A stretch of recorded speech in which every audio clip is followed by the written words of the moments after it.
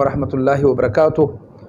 د جمعرات زیارت یا پنجشنبه ټول پښتانه چورته هر یو نوم والی زیارت جمعرات پنجشنبه د دې د ورځې فضیلتونه په دې ورځ باندې عبادت کول نفل کول په کم وخت کې د هغې نه پس د خپل حاجت دپاره دعا دا طریقه کار ته ښیم.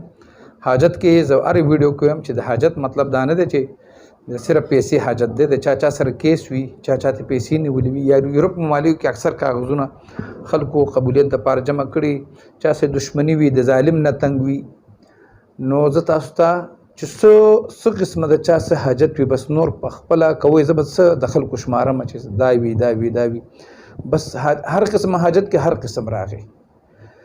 نو د جمعرات ورځ چې کومه ده د زیارت ورځ دا ډېر بختوره ورځ ده برکتونو والا ورځ ده.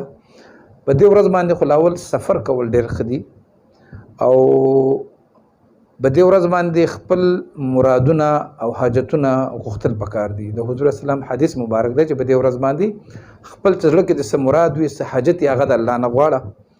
نو تپوس ته وکړی شو چې یا رسول الله ولې څه وجه ده چې په دې ورځ باندې به خپل خلک مرادونه غواړي.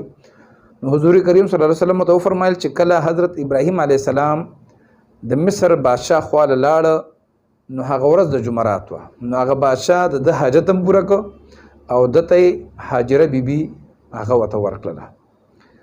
او بل حضرت عایشه رضی الله تعالی عنها فرمایي چې حضور کریم صلی الله علیه وسلم به د پیر یعنی د ګله چې دوشنبه ورته وایي په دې ورځ باندې او د زیارت په ورځ پنجشنبې په ورځ باندې به اکثر روژه نیوله.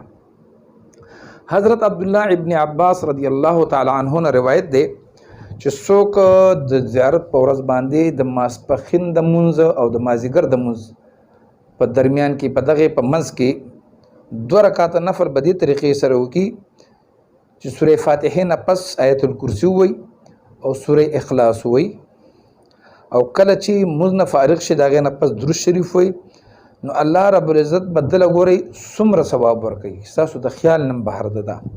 لکه ده چې رجب شعبان او رمضان دا 3 میاشتې د روژې نیولي او الله رب العزت به د کعبه کې چې څومره حاجیان دي د هغه حاجیانو عمره ثواب به ورته ورکړي او په دنیا کې چې څومره مؤمنان دي څومره انسانان او مؤمنان دي د هغوی په تعداد چې څومره هغوی دي دوغومره نیکیانې بوله الله رب عزت نامې اعمال کې نورې مولی کړي.